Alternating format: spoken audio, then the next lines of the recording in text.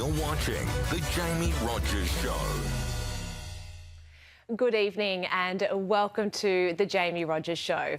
Coming up tonight, One Nation edges ahead of Labor again in the latest Redbridge poll, further entrenching their status as Labor's biggest opposition.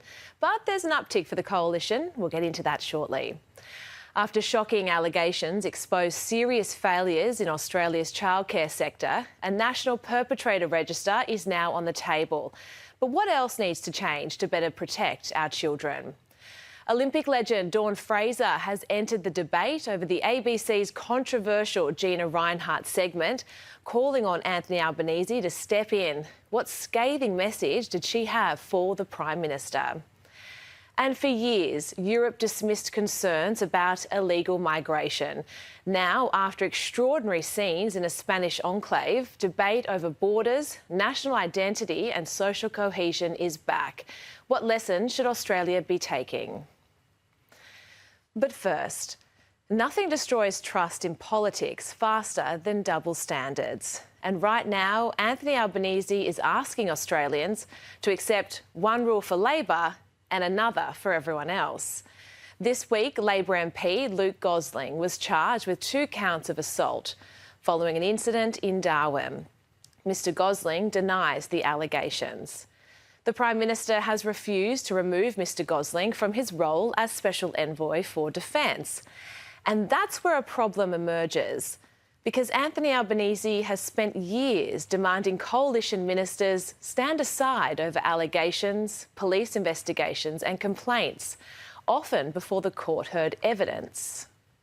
New South Wales Police have established Strikeforce Garrard into the potential criminal behaviour of a minister sitting on your front bench right now.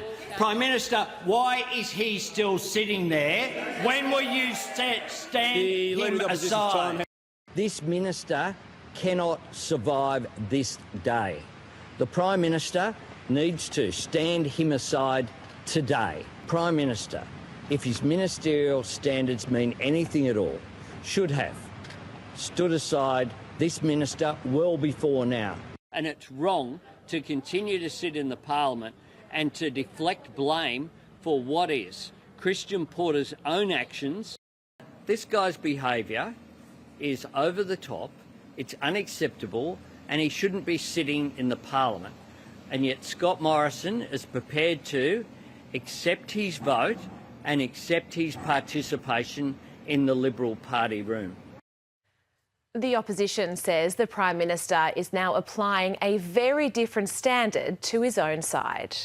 What a hypocrite the Prime Minister is, and this goes to the character now of the Prime Minister. When he was opposition leader, he was happy to call for everyone and anyone to resign, to step down. Now, when it's one of Labor's own MPs, we're told this case is different. Health Minister Mark Butler says that's because Luke Gosling isn't a minister, but a special envoy. A ministerial position. It doesn't have any executive authority, any ability to make decisions that impact Australians. Of course, as you know, if he were a minister, he would be required to stand aside. But a special envoy is a very different position. It doesn't have extra salary, as I said. It doesn't have executive authority. You're not required to stand down as a member of Parliament if you're charged. Obviously, there are some provisions around conviction, but he is really just a backbench member of Parliament. That's the government's defence, but it doesn't answer the bigger question. Anthony Albanese didn't make those distinctions when he was in opposition. He demanded accountability from everyone else. So why is the standard different now? Because this isn't an isolated example. We've seen this double standard pattern over and over again.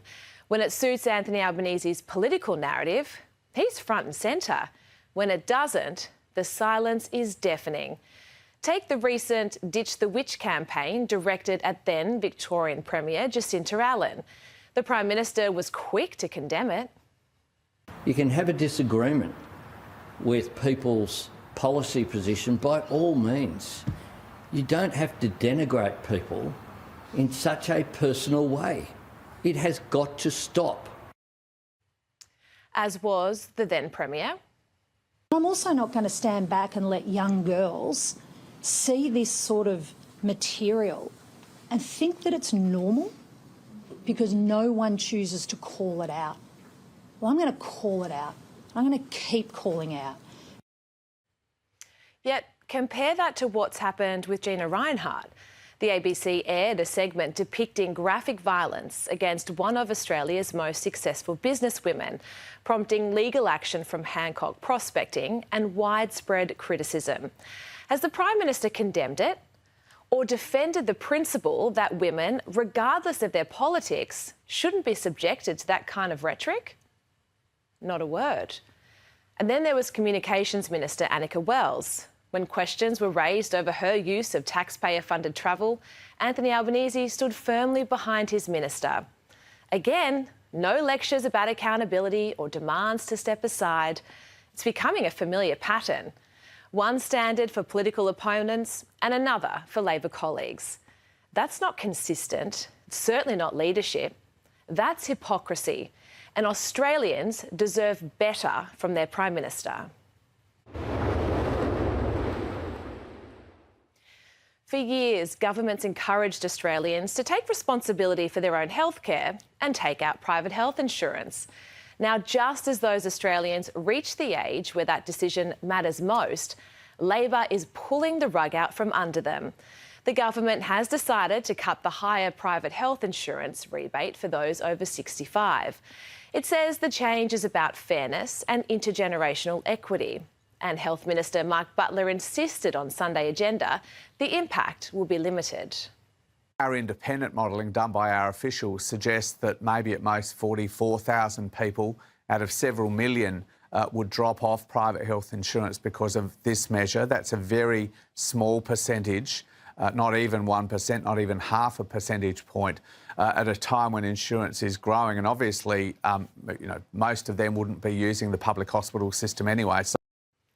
But we've heard assurances like this before, and too often those haven't matched reality.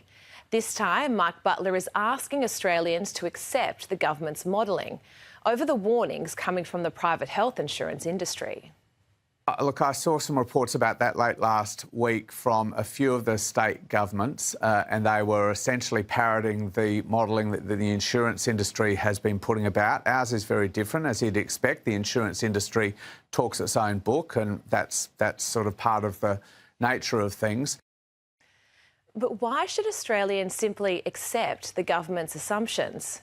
We've watched Senate estimates expose ministers and departments struggling to explain the modelling behind major policies. Time and again, governments announce a policy only to realise it doesn't play out the way they expected. This government's propensity to stumble into unintended consequences cannot be understated. Now, compare that with the private health insurers. This is their business. They understand their customers. They know how older Australians respond to change in premiums. They know who is likely to keep their cover and who will walk away. So when they're warning this policy could push more people out of private health insurance, perhaps the government should stop telling Australians that they're wrong and start asking whether it's their own modelling. Because every older Australian who leaves private health insurance doesn't stop needing healthcare. They simply turn to the public system. A system already struggling with workforce shortages, limited hospital beds, limited operating theatres, limited doctors and nurses. The government talks about the savings, but it hasn't explained where the extra capacity will come from. Because healthcare isn't just about dollars, it's about people. And unless Labor can create more public doctors, more nurses and more hospital beds overnight, someone, somewhere, will wait longer for the care they need.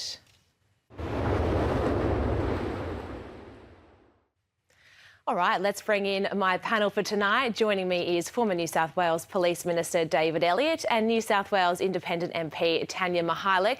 Welcome to you both.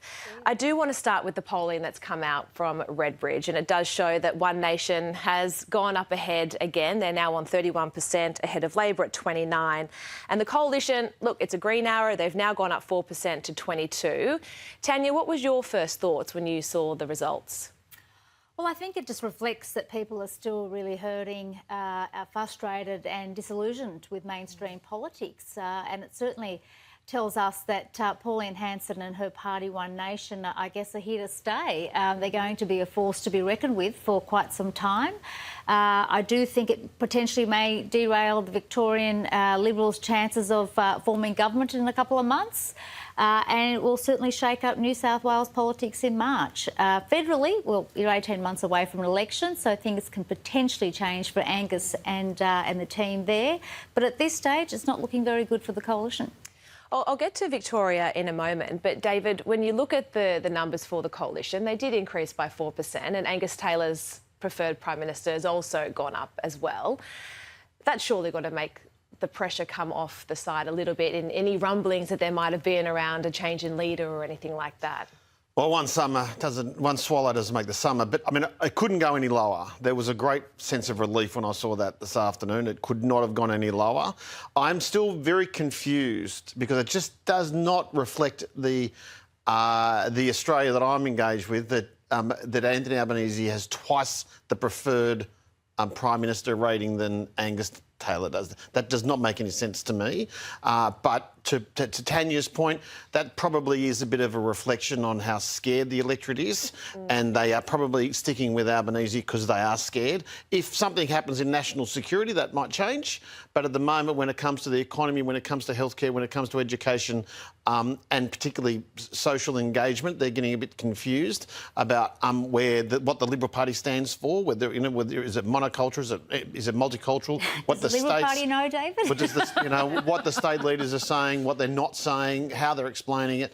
But I suppose the major takeaway: these aren't big figures for anybody. No. These are not big figures for anybody. So it is still anybody's game.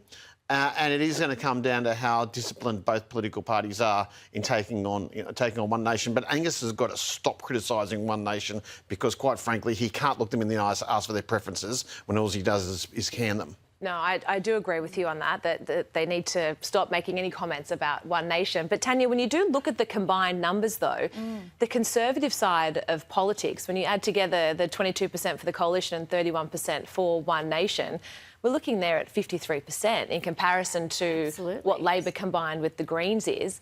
So it will get to a point where they are going to have to say, all right, how do we best maximise this? And when it does come to preferences, they've got to do something at some point and work together. I think it's hard because it's not just... Sometimes these preferences don't flow through, certainly not from One Nation to the Liberal Party, I can tell you that. One Nation doesn't have the people on the ground to be able to deliver and ensure that those preferences end up to the Liberal Party. So it's a problem more for the Liberal Party it's amazing to think that One Nation were two members of the federal, House of Reps and 4 senators have managed to achieve these votes. It's extraordinary, really. But again, I think it's a reflection of the times that we're in at the moment. It's that people are scared, frustrated, and hurting at the moment, particularly with cost of living, and they're angry with mainstream politics. We will move on from polling, but before we do, One Nation are reportedly meant to announce their Victorian candidates tomorrow ahead of the Victorian election. It's 3 months to go. Have they waited? Is this strategic? Have they waited this close to the election because they're doing well in the polls, or they just assume people will still vote for them because they are going under that Pauline Hanson name? Yep. They don't need the candidate's identity to get over the line. Well, it's funny, people say they vote Liberal. They don't say they vote for Angus, but with One Nation, they say they're voting for Pauline. They're not saying they're voting for One Nation. It's all about Pauline. So it's brand Pauline. Yes, minimise the amount of time they've got candidates in the field, just in case some of them are a bit dodgy, and they minimise the risk of them making a mistake. But having said that, I mean, you win a by-election with 3-4 weeks in the field. OK, so most of the attention in the media is always on the candidates in a by-election. It's just one person. But I mean, I would prefer to be in the field for 6 months if I'm campaigning. If I'm wanting to win a seat, I think especially if you're a new face. Yeah, 6 months is the minimum in my mind. 12 months is probably a little bit too long, but it does give you a full cycle. But this is a tactic so that people just think I'm voting for Pauline Hanson. End of story. They're not going to be voting for Jaimee or David or Tanya. They're going to be voting for Pauline Hanson. and that's how they'll market They it. would have struggled to find the candidates. Of course let's they would be have. honest. Of course they No, would have. apparently they had stacks. Pauline Hanson was talking to conga Paul line Murray. of people that He don't know. did say the number on Paul Murray live I mean, you should have last said, week. you should have said quality candidates. Yeah. She had struggled to find quality I know candidates. that they had a similar thing with the Farah by-election, that they were did. inundated with Yeah. applicants. But they're not, mostly, none of them are actually in their party. They come out of the woodwork, really, let's be honest. It's like Guess Who? It's like a board game, OK? Guess who your One Nation candidate is? They don't even know they're a candidate. How many of them do know, Jaimee? I don't know. Now, the Garma Festival, which, despite the Prime Minister's promise, he did not attend this year, but it did go ahead this weekend, and there were some comments that came out from the Cape York leader, Noel Pearson, and he's called on the Commonwealth to take responsibility for remote communities. But he's actually said, let's abolish state and territory Indigenous bureaucracies. Let's take a listen. Blue dot communities of remote Australia must become the sole jurisdiction of the Commonwealth. These communities and their lands would still come under the shared jurisdiction of relevant states and territories for most functions governed by the state's constitutional responsibilities, but the administrative relationship for Aboriginal affairs should lie with the Commonwealth. What do you make of those comments? I'm refreshed. I think that's a step forward. I think one of the main criticisms of the way that modern Australia has managed Indigenous affairs is that it's there's just too many messages out there, too many days. NAIDOC week and Sorry Day, and it's very clunky. So I think, and I trust Noel Pearson when it comes to these things. Like I trust Warren Mundine and Jacinta Priceman. I think he seems to be the voice of reason when it comes to managing Indigenous affairs. So I'm cautiously optimistic that if this is the sort of advice that the government's going to take, we're actually moving forward, because quite frankly we just aren't moving forward when it comes to reconciliation. We're not working forward when it comes to bridging the gap. And Noel did make a good point about the fact that there's so much money goes towards Indigenous affairs, but it's almost like a black hole because the government's not talking with the communities that need it most, so then they can dictate and say, well, we want it to go into education, when in fact it should go somewhere else. What did you think of them? Look, I'm always for cutting red tape and removing some of the bureaucracies that we have, because we have too many of them in Australia, but I actually have a different view on this. I think if anything that The Voice taught us is that very different communities across Northern Territory compared to Victoria and New South Wales. And I don't think you can have a sort of one-size sort of department that fits all. And I think there are very different needs. Largely all the housing, education and health needs are run and managed by states. So it's impossible not to have the relevant state bureaucracy to assist in that. I think it's a very difficult and it's a bit of idealism there coming from Noel Pearson, but the reality is, are these state departments and territories are going to, relinquish any control, particularly when they need to manage this in a hands-on level? I think it's impossible for this all to be handed over to a federal level, and I think this was relevant in The Voice, that it became very clear that we have very different communities, very different Aboriginal communities across Australia that have very different needs. I touched on the glaring hypocrisy that's coming out of the left side of politics at the moment, and this is around the ABC and their silence of what's happened with Gina Rinehart. And in particular, from our Prime Minister, I think it's really disappointing that we haven't had him stand up and condemn those actions. But someone who has come out and condemned these actions is Olympic legend Dawn Fraser. So she has said this: "You are a spineless imbecile, Albanese, and you get more disgusting as the days go on." Some strong words, but we need people to stand up and actually say this is not acceptable. Well, this hurts the Labor Party, because Dawn was a product of the Balmain working class Labor Party. I mean, when she ran against the Labor Party for Balmain in 1988 and won the seat, that was quite devastating for them, and it was a wake-up call as well. I mean, the Prime Minister is just exposing himself to more and more criticism.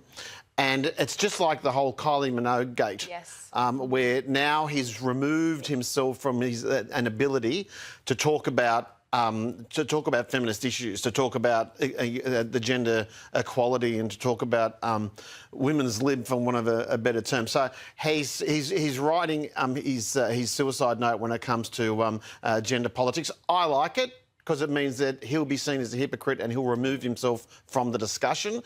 But it's kind of sad as well because there are a whole lot of women in the Labor movement that had big hopes on his ability to manage the narrative, and he's not going to be able to do it now. And I think that's what's so disappointing, Tanya. You know, you're in Parliament at a state level, but even when you look around the chamber for colleagues of yours, no one is coming out and condemning this against what's going on with Gina Rinehart, and it's purely because she's on the Conservative side of politics. Imagine if that was a left-leaning woman, there would be calls for heads to roll, but because it's Gina, they're like, oh, well, there's nothing. We played it earlier with Jacinta Allen. Yes. Anthony Albanese was prepared to stand up and defend her at a press conference. So, look, I do think it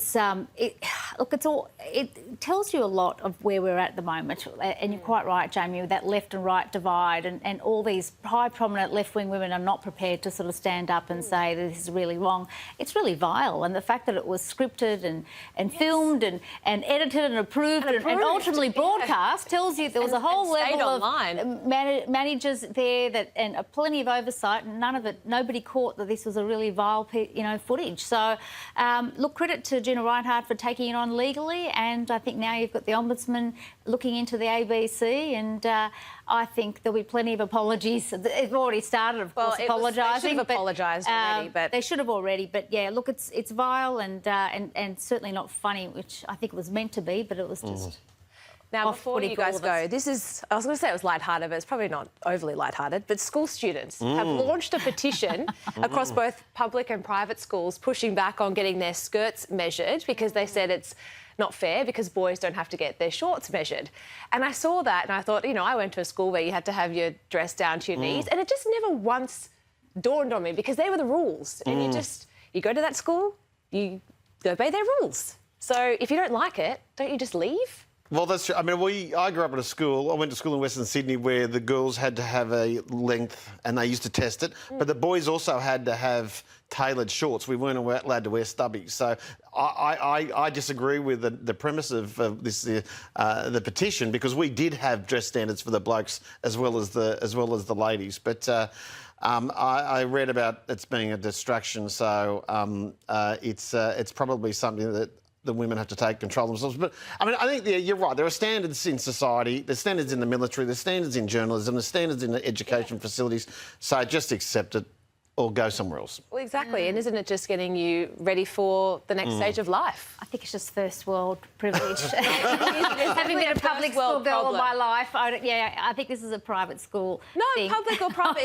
There's public schools in the article that are the ones that have set the action. Well, they usually can wear what they like. They said that they roll their skirts up so much that the teachers have said to them that that's not appropriate. And I must say, I had a moment the other day where I felt like I was really old because these girls are walking in front of me and I could almost see their bottoms sticking out, and I thought, oh my gosh, and I had to stop myself. I thought, oh, am I now getting a little bit older that this is now what I'm seeing as offensive? You're a good girl, Jaimee. Well, thank you both for joining me tonight. Really appreciate it. Well, after shocking allegations rocked Australia's childcare sector with a national perpetrator register, is this going to make children safer? Childcare choice advocate Jen Fleming will discuss the proposal. Plus, One Nation's Pauline Hanson has released a plan to keep ISIS terrorists and supporters out of Australia. So what's the response from the coalition? Senator John O'Daniam joins me next.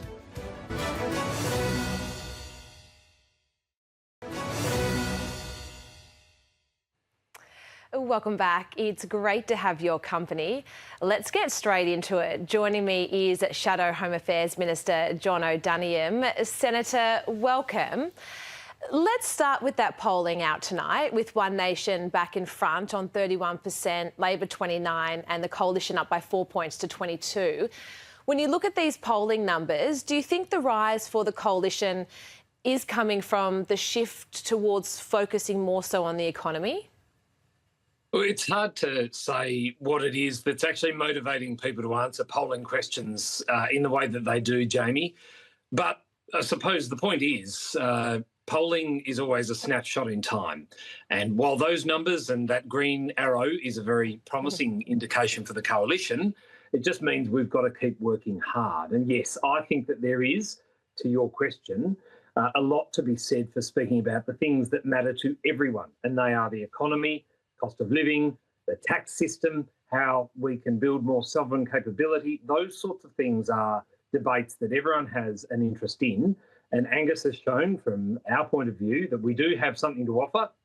There's a plan coming together, that he is travelling the length and breadth of the country with colleagues, selling, and people are hearing that. So while there's a long road ahead and a lot of work to do, what he has been doing in leading us this way, I think is bearing some fruit, though it is early days. Senator, I want to get your thoughts on Labor MP Luke Gosling, who has been charged with 2 counts of assault.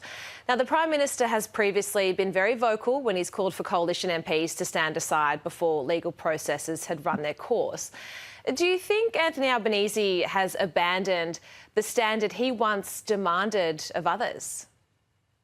Well, it's not just my opinion. I think I read tonight that the parents of a one-punch victim are now saying that it is a bad message to send to the Australian community when a parliamentarian who is accused of a very serious offence is allowed to just carry on as if nothing were happening. And as you rightly point out, the Prime Minister himself has called on a number of former coalition ministers, including Angus Taylor when he was a minister, to stand down or be stood down or to be sacked from Parliament for far lesser notional crimes, things where cases were never brought, charges were never laid. So I think that it is hypocritical for the Prime Minister, now Prime Minister, then opposition leader, to say that all of these other people should stand down, but this individual, he happens to be on my team, can stay right where he is. And as I say, when you've got advocates who are campaigning against violence in our community now saying this sends the wrong message, I think they are going to have to review this decision and see Mr Gosling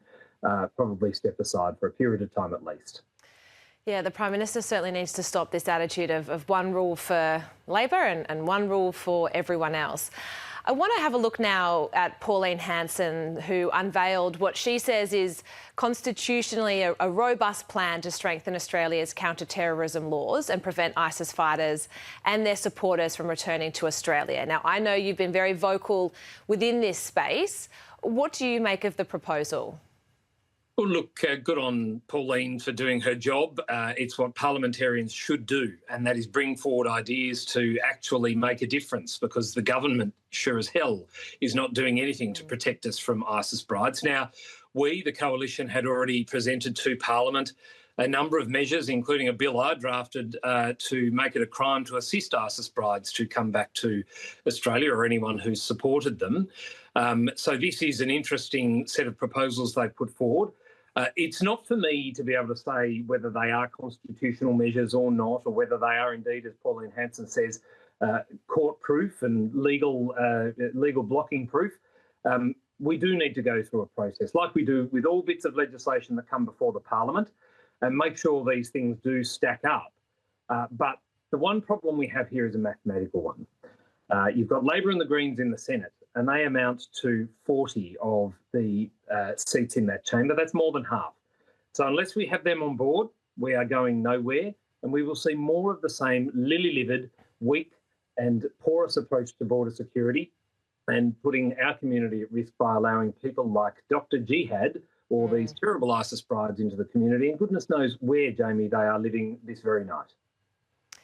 Senator, childcare choice advocates will be joining me shortly just to talk about the National Childcare Perpetrator Register. Now, I know this isn't your portfolio, but Angus Taylor did create that shadow ministry position of choice for childcare. Do you think that this is a good first step to bring confidence for parents back into the sector? I mean, I think a lot more needs to be done, but this is a first step. Yeah, look, I think it is a reasonable first step, definitely. And there was so much that needed to be done. And in fact, I was the Shadow Minister for Education and Early Learning at the very beginning of this parliamentary term when all of these terrible events occurred. Now, I've been a strong proponent of choice as well, because one size doesn't fit all, and especially when you get out into regional communities, you can't run a childcare centre in the institutional ways this government would like you to. And so we do have to have better ways of approaching providing care for families who want to go back to full-time work for both parents or a version of it, and have in place the measures that enable proper oversight and a robust mechanism to make sure that we have the right people looking after our kids. But again, we've got to do what we can to support families. I think there is so much that we do in this country that doesn't actually underpin the strength of the family unit. So rewarding families to perhaps take that choice to stay at home and make it easier for them to do so, to raise their own kids, is something we should be looking at more closely as a country. And as a party too, I really keep hounding the Liberals and Coalition about this, because I think this is such an important policy to nail and get right. Now, before I let you go, what's the response that you're hearing about the government's decision to remove this higher private health insurance rebate for Australians over 65? What hot fury, I think, is the only way I could describe it. I mean, it's just a shameless cash grab. And the Minister for Health himself said in an interview relating to this, well, sometimes you've got to make the tough decisions and there's nowhere else to get the money. I mean, that is an appalling admission from a man who is tasked with providing a service to our community, presiding over a system that is supposed to look after the most vulnerable. And this claim of intergenerational equity, those people who are at that set of senior years in life, they've worked hard for their whole lives. And we're now saying, well, we're going to take what you've put aside and what you've worked hard for and sacrificed for, and we're going to spread that evenly across the population that, of course, haven't yet had to go through life or make the sacrifices you have. The whole thing, like a lot of the things in this budget we've just seen passed, stink to high heaven, and the people that are being punished are your viewers, who are going to find it very hard from this point on. Exactly. People that have done the right thing their entire lives, when they need it the most, it is being taken away from them. Senator, I'll leave it there. Thanks so much for coming on. Well, child safety should never be a political issue, but after a series of shocking allegations across Australia's childcare sector, confidence in the system has been badly shaken. There are calls to establish a national childcare perpetrator register designed to stop offenders from moving between centres undetected. But is that enough? What other reforms are needed to better protect our children and restore parents' trust? Joining me now is childcare choice advocate Jen Fleming. Jen, it's great to see you. This week, you were with opposition leader Angus Taylor and in calling for a national childcare perpetrator register to stop offenders moving around between centres. And then today, the parents of murdered schoolboy Daniel Morecambe have also joined in this call. Can you tell us more about what this proposal is? Hi, Jaimee. Thank you for having me and for letting us have this important conversation. As you say, it's something our country really needs to be brave enough to talk about. And you're right, last week we did meet with Angus Taylor. He asked to meet with parents in Brisbane to hear from us about what we're concerned about when it comes to childcare safety and to the lack of choice in childcare. And on Thursday, alongside Angus Taylor, our organisation Childcare Choice and Bruce and Denise Morecambe wrote to the Prime Minister asking for two things. We're asking for them to set and meet deadlines on their national Working with Children checked banned in one, banned in all. And this is something the government promised parents 12 months ago and hasn't yet been actioned. But we're also asking for the establishment of a national perpetrator register for this sector. And what that would be is the publishing of names and centres of alleged perpetrators when they are charged with crimes against children that have been committed or allegedly committed in childcare centres. So it's really about opening up transparency and giving parents a point of truth and a source of truth when it comes to these horrific allegations. And it comes off the back of Hamish Tate and what we learnt about those alleged crimes last month. Jen, the perpetrator register sounds like common sense and something that absolutely should be implemented. But does it actually solve the biggest problems within the childcare system? It seems to me that this is a good starting point, but there is so much more that needs to be done in this space. Absolutely. You are so right. There are so many things failing parents in this system right now. We have issues with alleged perpetrators accessing children in really vulnerable positions in these long hours daycare centres. We have issues with accessibility for people who live rurally and remotely. We have issues with a lack of choice for families. And this is fundamentally what our campaign is about. It's saying that right now, this system has a captive audience with parents because it is the only thing that is subsidised. We cannot vote with our feet. We cannot leave a centre if we don't feel like we trust the people who are caring for our children, or it isn't the right environment for our children, because so many parents need to work. We need to have those two incomes to be able to put food on the table, to pay rent, to save up for a home. And allowing us to do that through subsidised care is the only way that many families can afford it. But right now, the only thing subsidised is long hours daycare. And like you say, that system is failing under the pressure of lots of reform that the government has promised putting in, still hasn't fixed the problems. And Jen, just very quickly before I let you go, what has the response been from the Albanese government to your advocacy work? Right now, we've had none from the letter we've sent this week, but we are hopeful that it will come. We're refreshing our emails, even though it's Sunday night, hoping to hear from the government, because this issue is above politics. This is something that should be bipartisan. The safety of our children goes beyond just the parents advocating for it. It should be something that every side of government is prioritising, and we're hoping that the Albanese government will come to the table, will give parents more choice and flexibility, and will listen to us when we say that we need those options to be in place immediately. Jen, keep up the work. This is a big task ahead, but we'll be following everything that you're doing. Thanks for coming on. After the break, our housing supply is in a state of red alert. We'll break down the numbers and why experts say it's becoming even harder to build the homes we desperately need. And images from the Spanish enclave Ceuta has shocked the world. Thousands crossing the border in a matter of hours. Is this a crisis unique to Europe or a warning for every Western nation? Spiked Online editor Brendan O'Neill is next.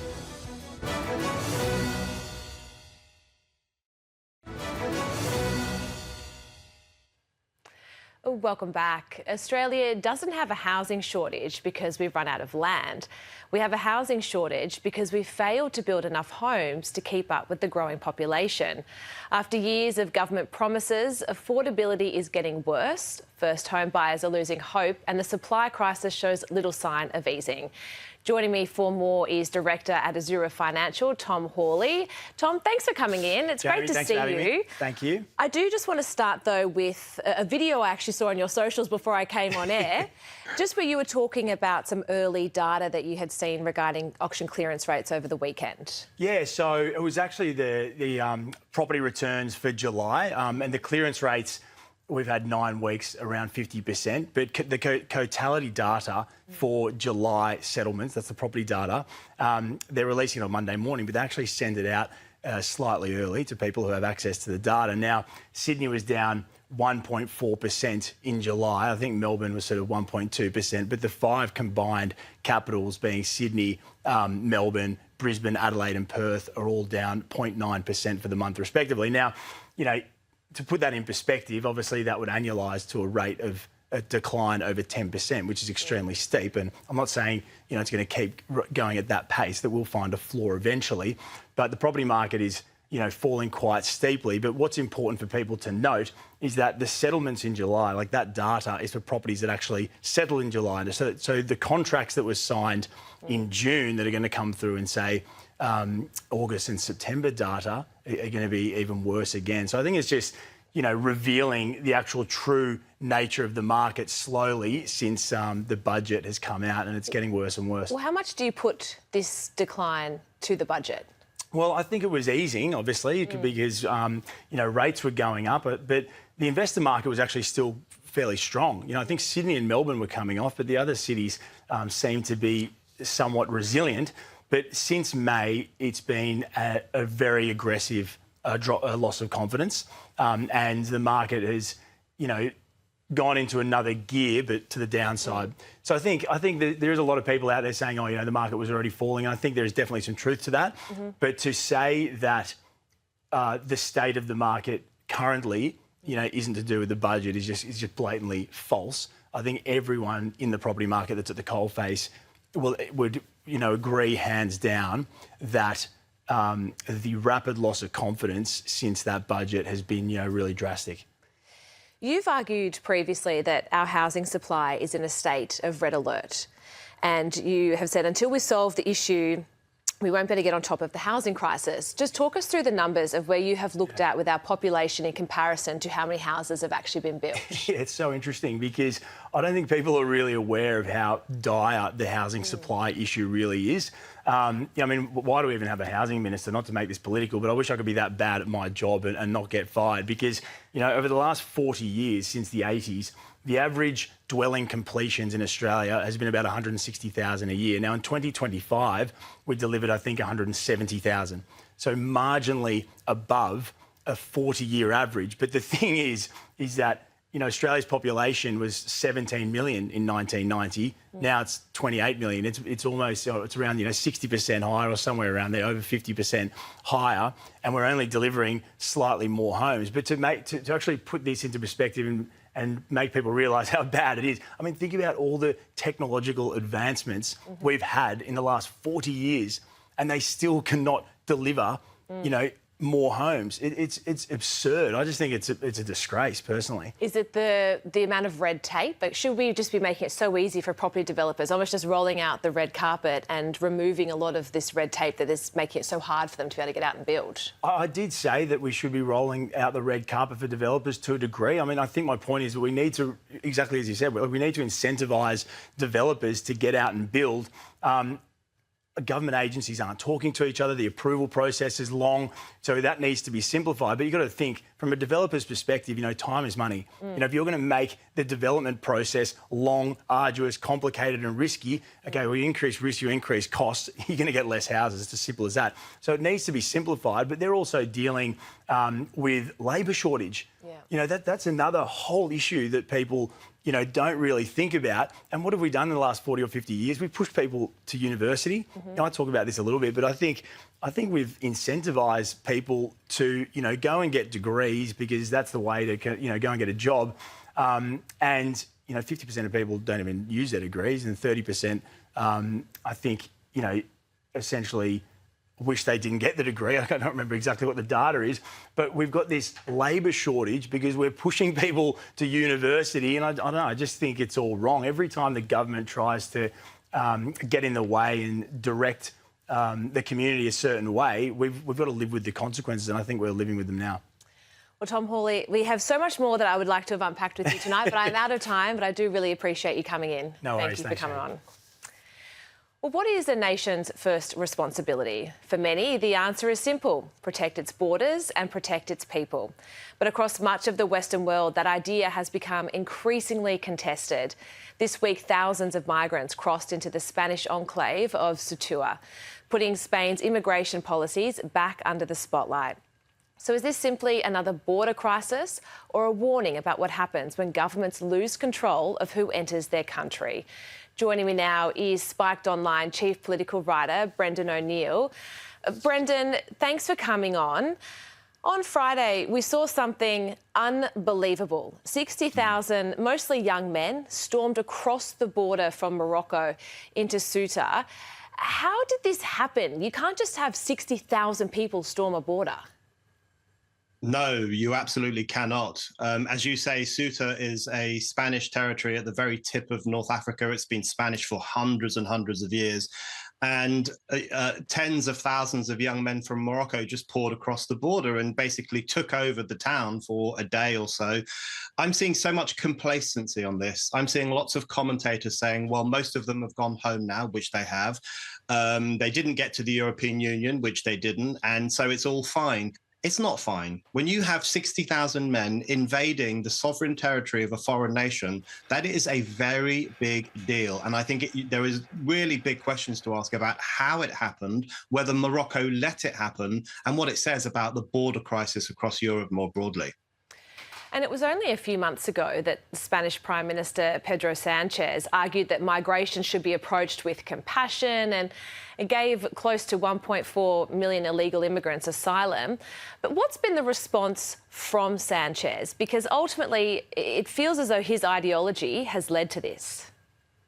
Yeah, I think his illegal immigration policy earlier this year was crazy. In fact, I think it was a suicidal act by the Spanish state because he issued a royal decree essentially offering residency to all the people who had come to Spain illegally. So these were people who had just busted into Spain, had no right to be there, and then he granted them the right to stay, the right to work, the right to healthcare, and the right to education. So he basically gave them fundamentally the same rights as Spanish citizens, just with the flick of his pen. And that acts as a green light then to other people to come and have a go. And lots of the people who poured into Ceuta, in fact, a lot of the young men said, well, we want to get to Spain because we've heard that we'll be allowed to live there. So I think the governments of Europe are putting up a huge green light to people from North Africa, the Middle East, even sub-Saharan Africa to come to Europe because we're a soft touch. We'll give you a hotel, we'll give you welfare, we'll give you the right to work. The more that we advertise our weakness, the more that we exacerbate this crisis, and Spain really sums that up. You wrote a great piece at Spiked Online saying, ideological capture by the globalist delusion has meant our leaders have willfully abandoned the first duty of the state to protect its territory from external actors. Why do you think so many Western leaders have lost sight of that fundamental responsibility? It's the big question of our time, as far as I'm concerned, because I think a lot of people will agree that the very first job of the state has many jobs, some of which it's failing to carry out properly in the modern era, but its first job is to protect the borders, to govern the borders, police the borders, make sure that no product or no human beings cross those borders without permission, without the permission of the state. We have a TV show here about Australian border control, where they are very strict about what you're allowed to bring into the country. And I think that's the first job of the state. Across Europe, states are failing on that enormously. They are letting huge numbers of men cross their borders every single day. I mean, it's really hard to emphasize how serious this crisis is. And I think it's because they are in the globalist mindset. They're in that post-borders mindset where they think the correct woke thing to do is to give up your sovereignty, give up the old-fashioned idea of nationhood and patriotism, and just throw open your borders to the entire world. They think that's the kind of politically correct thing to do. But of course, it's incredibly destructive. It's causing social mayhem, and it's really ticking off ordinary citizens in Europe who don't want their borders to be diluted like this. And I've been keeping an eye on the UK, where just in the past week, more than 1,400 people, primarily men again, have arrived illegally in small boats. And I was just curious, what's the response been from your new Prime Minister, Andy Burnham? He's not responded at all. I mean, it feels almost surreal. As you say, almost 1,500 people crossed illegally into England over the past 7 days, primarily men from Eritrea, from Ethiopia, from Afghanistan, undocumented men who will now be in 4-star hotels somewhere in the country, doing what they like pretty much. It's a really crazy state of affairs. There is no nation in history that would have tolerated the arrival of so many men every single week and not done something about it. But Andy Burnham, all that Andy Burnham is doing is making TikTok videos about which beer he likes to drink and whether he prefers the Smiths to Oasis. I mean, he keeps doing these TikTok videos. I'm a normal bloke. I'm a northerner. I'm just like the rest of you. He's not taking seriously the border crisis or the energy crisis or the welfare crisis. Our welfare bill is going through the roof. Those three crises in particular, which are eating up the money of our government and causing mayhem across the country, he's got nothing to say on those. So I think he's indicative of the paralysis of government in the modern era, where they can't get a handle on these basic problems. Brendan, you've always got such great insight. I have to leave it there for tonight. We'll get you on again soon. Thank you. All right, after the break, who is under the most pressure? I'll have the pressure test next.